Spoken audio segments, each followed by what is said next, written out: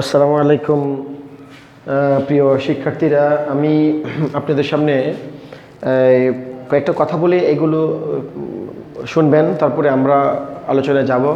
আসলে যেহেতু এটা ইউটিউব তো আমি আমার নিজের মতো করে বলে গেলাম, ধাপ ধাপ আপনারা বুঝলেন না, এইরকম ভিডিও করার তো কোনো মানে হয় না।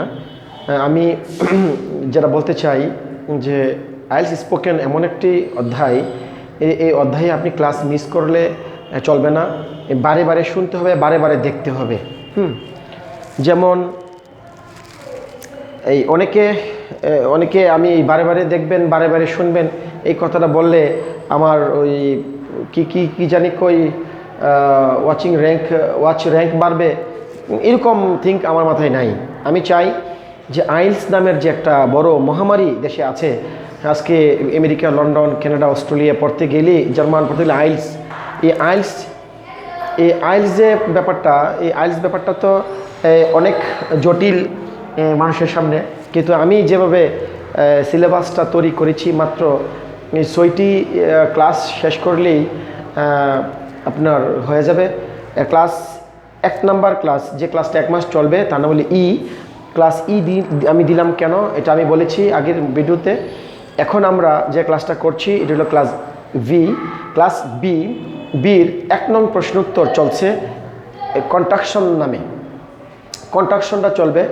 কন্ট্রাকশনস যদি আপনি না জানেন, তাহলে আপনি কনস্ট্রাকশন যদি না হয়, তাহলে আপনি কীভাবে স্ল্যাং শব্দগুলো ব্যবহার করা হয়, এগুলো আমরা কি করি জানি না, এগুলো আমাদের ব্রেন থেকে কি করে চলে যায়। সেই জন্যে আমি আপনাদেরকে বলছি, আমার ক্লাস বি যতদিন চলবে, এতদিন আপনারা লক্ষ্য রাখবেন, ক্লাস বি এর 1 নং প্রশ্নোত্তর কনস্ট্রাকশনস, যেগুলো আমি কন্ট্রাকশনসগুলো আমি চলতেছে, এটা কন্ট্রাকশনস ক্লাস 4। যে ক্লাসটা আপনারা আগের ক্লাসগুলোতে আমরা অক্সিলারি ভার্বের সাথে কীভাবে নট যোগ করে কনস্ট্রাকশনস করতে হয় এটা বলেছি। তারপরে আরও বলেছি সাবজেক্টের সাথে কীভাবে অক্সিলারি ভার্ব যোগ হয়ে বলবে, তাও বলেছি। এরকম 4টা কন্ট্রাকশনের 4টা ধাপ রয়েছেন।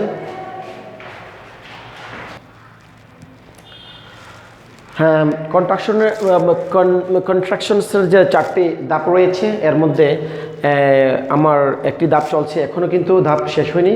আপনারা বলতে পারেন যে কন্ট্রাকশনস 4 মানে 4 ধাপ শেষ না, এটা lecture 4, এটা আমার এই বিষয়ে lecture 4, এটা কিন্তু কনস্ট্রাকশনস শেষ হয়নি।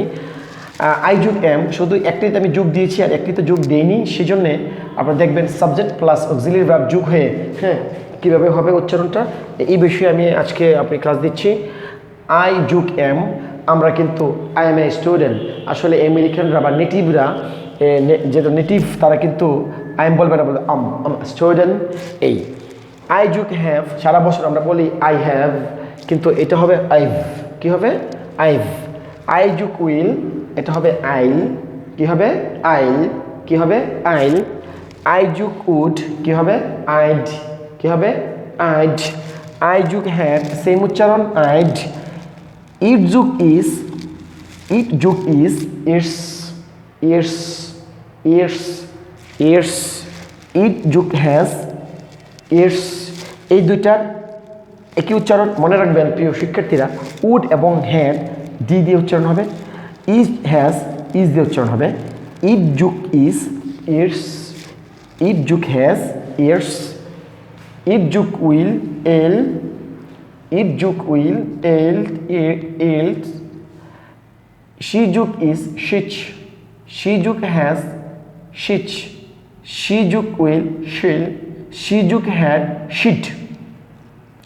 যদি শির পরে এখানে যদি উড থাকতো, এই উড, মনে করে উড ব্যবহার করতাম, তারপরে উচ্চারণটা ডি আসতো, শিট। দ্যাট যোগ ইজ, দ্যাটস। দেয়ার যোগ ইজ, দেয়ার্স। দে যোগ আর, দেয়ার। দেয়ার। দেয়ার। দেয়ার। দে যোগ হ্যাভ, দেভ। দে যোগ have, they've. They've. They've. They've. They've. They've. They যোগ উইল, দেইল। দে যোগ উইল, দেইল। প্রিয় শিক্ষার্থীরা, মনে রাখবেন মনে রাখবেন উচ্চারণগুলো যদি আপনারা মিস্টেক করেন, ভুল করেন, তাহলে কিন্তু হ্যাঁ একবার সর্বনাশ হয়ে যাবে। ইংলিশ ভাষাটা শুনবেন না, বুঝবেন না। আমেরিকানরা বললে আপনারা বুঝবেন না, শুনবেনও না, বুঝবেনও না। হ্যাঁ শুনছেন, মনে হচ্ছে আবল তাবল কী জানি করতেছে। আমি আপনাদের সামনে আরও কন্ট্রাকশন নিয়ে আসতেছি এখন।